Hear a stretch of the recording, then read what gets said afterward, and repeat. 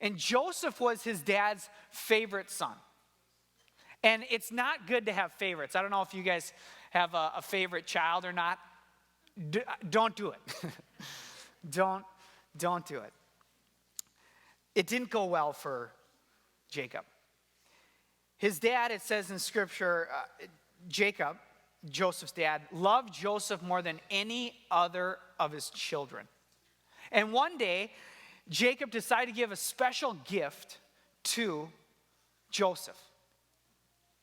And he gave him this beautiful robe. If you've maybe seen the play, the production, Joseph in the Technicolor Dreamcoat, this is kind of what we're talking about. This beautiful robe, and it infuriated his brothers. It just made them angry, and they hated Joseph because of their dad's favoritism.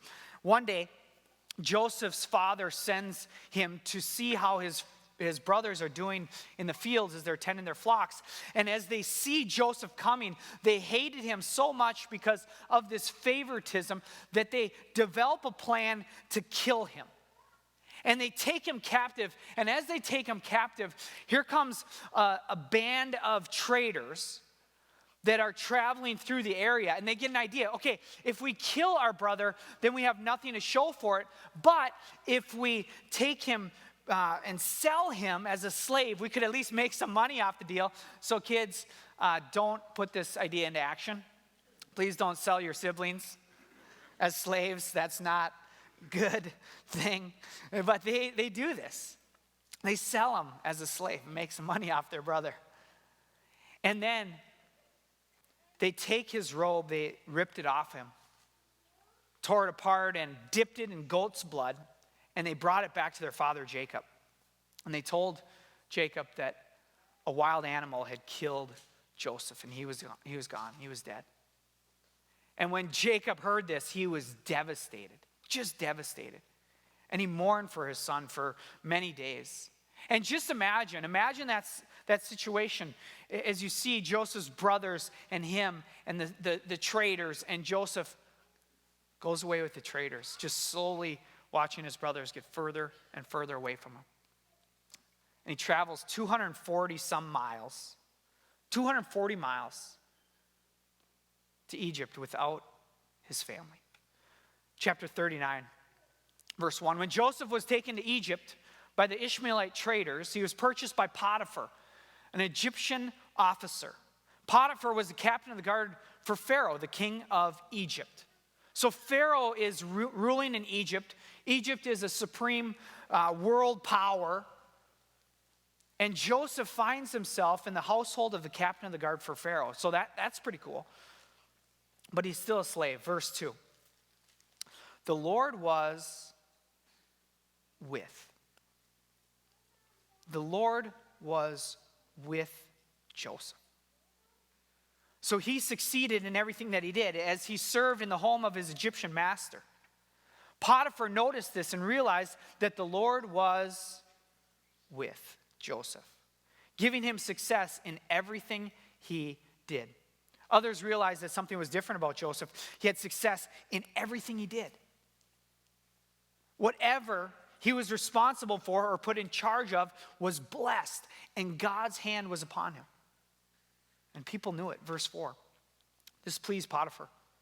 So soon he made Joseph his personal attendant. He put him in charge of his entire household and everything he owned. From the day Joseph was put in charge of his master's household and property, the Lord began to bless Potiphar's household for Joseph's sake.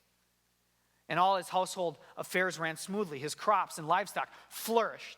So Potiphar gave Joseph complete administrative responsibility over everything he owned. With Joseph there, he didn't worry about a thing except what kind of food to eat. So things are going good for Joseph. God's favor is on him, and he's earned favor with his master, who is a prominent figure in Egypt. But the bottom is about to fall out again. Scripture says Joseph was a very handsome and young-built man. And Potiphar's wife soon began to get an eye for him. And one day she demanded he sleep with her. And Joseph finds himself in a lose-lose situation. Joseph refused, verse 8. Look, he told her, my master trusts me with everything in his entire household. No one here has more authority than I do. He has held back nothing from me except for you because you're his wife. How could I do such a wicked thing? It would be a great sin against God. She kept putting pressure on Joseph day after day, but he refused to sleep with her. And he kept out of her way as much as possible. One day, however, no one else was around. When he went in to do his work, she came in and grabbed him by his cloak, demanding, come on, sleep with me. Joseph tore himself away, but he left his cloak in her hand as he ran from the house. When she saw that she was holding his cloak and he had fled, she came out. She called out her servants. Soon all the men came running. Look, she said, my husband has brought this Hebrew slave here to make fools of us. He came into my room to rape me, but I screamed. And when he heard me scream, he ran outside and got away, but he left his cloak behind with me. Joseph is just minding his business. He's just doing his work in a God-honoring manner. He's not engaging in sin. He's staying away from temptation. He's trying to avoid this lady, and he's innocent. But he gets wrongfully accused. She lies. She lies. Verse 16, she kept the cloak with her until her husband came home. When she told him her story, that Hebrew slave you brought into our house tried to come in and fool around with me. But when I screamed, he ran outside, leaving his cloak with me. And as Potiphar hears this, he's furious. And he throws Joseph in prison. Joseph does the right thing, and he gets punished as if he does the wrong thing. Where's God in that? Where's God in that? He does the right thing, and he gets punished as if he did the wrong thing. Look at what verse 21 says. But the Lord was with. The Lord was with Joseph in prison and showed him his faithful love. Think about that. What is the scripture saying here when it means that God showed him his faithful love? What is Joseph experiencing that would make that true? And it goes on to say, and the Lord made Joseph a favorite of the prison warden. You know, that's kind of something that an ambition of mine is be the favorite of the prison warden. I know that's a goal that you guys have had since a kid. And don't you think that if God was with you, you wouldn't be in prison? Don't you think if God was with you, you wouldn't be a slave?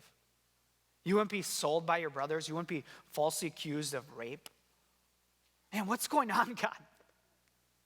Joseph's probably thinking, I don't get it. I keep following you and trusting in you and living upright, but look what has happened to me. God, do you not care?